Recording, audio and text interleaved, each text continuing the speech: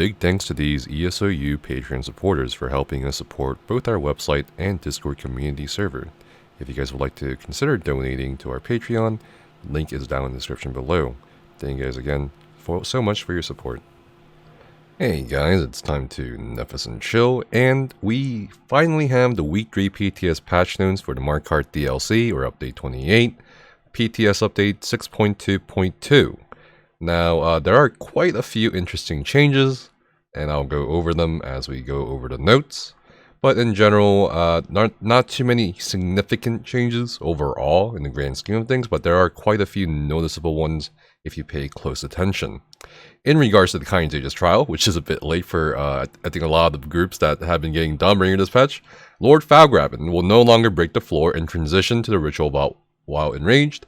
Blood Dome, which a lot of you guys have been experiencing, will once again only appear when Lord Falgraven enters the ritual vault. The only way you can fix this bug right now, if someone dies, is to reset the fight, which is pretty bad. Grievous Pulse will now do increased damage consistently throughout the duration in hard mode, rather than increasing damage dramatically after a short time. Yes, this is a pretty significant thing, and a good thing it's going to be fixed next patch, although I think it's a bit too late for a lot of groups this patch. But whatever, regardless, it's getting fixed. We do have a few bug fixes for Antiquities. We really won't be going over that for this video. Art and Animation. Vanishing Hollows, a few things were fixed, most notably the fact that Oblivion damage could go through certain mechanics, like the Lurchers being invulnerable, and of course the Minotaur boss being invulnerable when he's immune to damage if you're not putting him on the correct platform. And that's pretty much it for Vanishing Hollows for the most part. Housing fixes, monsters and NPCs. That's pretty much it. Nothing really significant there, as I said. However, we gotta start paying attention once we get to the where's the combat and gameplay, obviously the juiciest part of patch notes, any patch notes. Item sets and passives that generate ultimate now require you to be in combat to activate, to help reduce their ability to continuously enter a fight at a full ultimate. What does this mean? Well, I actually went on the public test server to test this. Arcasis Genius and Catalyst passive for Nightblades have been nerfed, meaning you cannot generate ultimate outside of combat now with that item set and with that passive. As for Necromancers, some of you are probably curious, the necrotic potency and corpse consumption passive actually still works outside of combat. So what does this really mean? It basically means, I guess I'll say it right now on behalf of the 24, maybe 32 people that have used Arcasis' Genius as a pre-buff set. I sincerely apologize for getting Arcasis' Genius nerfed.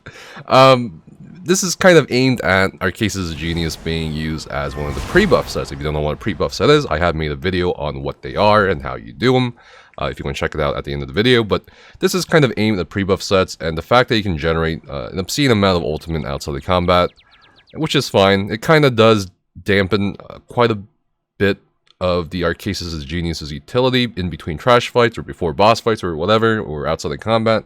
However, I can still see a few scenarios where you'll still use Arcasis' Genius. Overall though, if their intent is to eliminate pre-buff sets, that's fine too, because honestly, even for the, just a few groups or a couple groups that are using pre-buff sets quite a bit, the fight times won't really be significant even post Markarth patch, so whatever.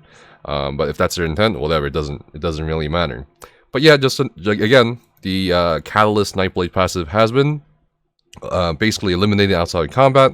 Arcasis' Genius no longer gives you ultimate, but the necrotic potency for Necromancer plus the corpse consumption passive still works outside of combat.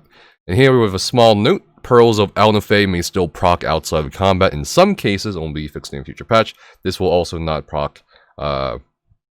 Give you 5 ultimate back per heal cast when your dominant resource is under 30%.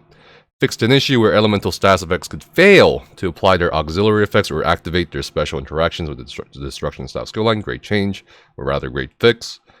Fixed an issue where the charged lightning and bone wall synergies did not remove their synergies from others when activated. Pretty interesting change there, especially for Sorks. Fixed an issue where activating the Blessed Shard synergy could remove other activities such as volley when synergized. Yeah, okay. Fixed an issue where you can block animation, where your block animation can become desynced when using shield wall. This has been pretty common since they even introduced the Sword and Board Ultimate. Let's see. Fixed issues with heavy attacks, sometimes missing targets while strafing and weaving. We got Warden Winter's Embrace Frostcloak, fixed an issue where this ability in S'mores would fail to apply its effects upon cast. Shield Wall, Destruction Staff passive fixes.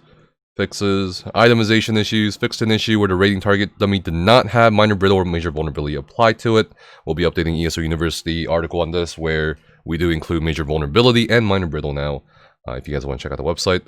Updated tooltips to match their actual bonuses. Some people have been getting the old tooltips, but that's one of your add-ons. Without add-ons, it does have accurate tooltips, just a heads up.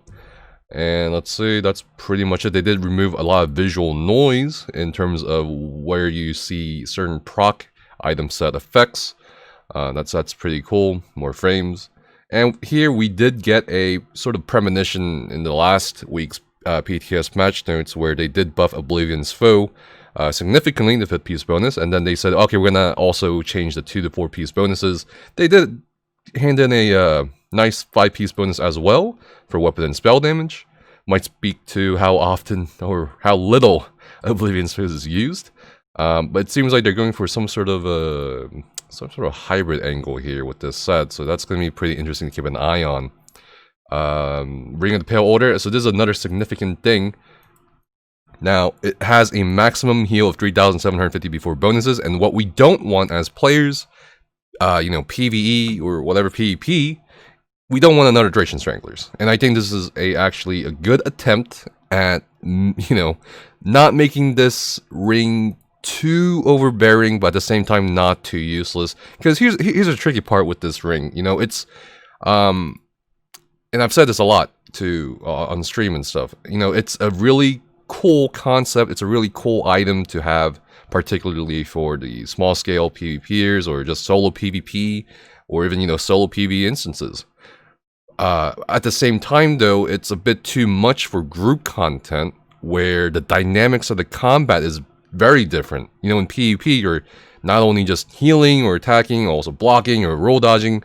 There's not a lot of room to consistently get a lot of the HPS that you'll see in a static PvE fight environment where the tank turns the boss away and all you do is stand there and DPS and, whatever. And even here they say it, as we've seen a lot of discussion in the set, we decided to put a maximum heal threshold in the set to help reduce the swinginess between PvE and PvP. We went with a value that was relatively hard to hit in PvP. You have to hit for 25k plus in a single attack to see this cap, but relatively easy in PvE, which is great. This should help lower the staggering healing per second by 25 to 35% on most builds, although we'll keep a close eye on the set. We are aware of the concerns that it has in terms of total healing output and how it impacts the relevancy of healers and supports in endgame, not just in endgame, but also, for main content, right? This is, a lot of people saw this ring on the Markarth reveal stream, and everyone was like, yeah, this is fucking broken. So, I'm really glad they're addressing this, and I think the 3,750 cap, pretty good. And as I said, moving forward, we'll likely adjust the healing percent and max cap from here on out if any further adjustments are made. So yeah, I would definitely test this on PTS and see if it's too much or too little. And forward your feedback to the devs through in-game or on the forums or through the class reps. But yeah, I think this is a pretty good first step, and it makes it good for PvP, but at the same time, it doesn't make it overbearing or overpowerful for PvE. And that's a really, really hard thing to balance, obviously, in ESO, because PvE and PvP aren't separated. So ability altering weapons, I believe, let's see, we're very aware of the feedback for the new arena weapons and still in the process of making adjustments where necessary, so certainly hinting at new or upcoming updates over the next few weeks. We do see a huge change for Frenzy Momentum, the two-hander weapon from Vanishing Hollow.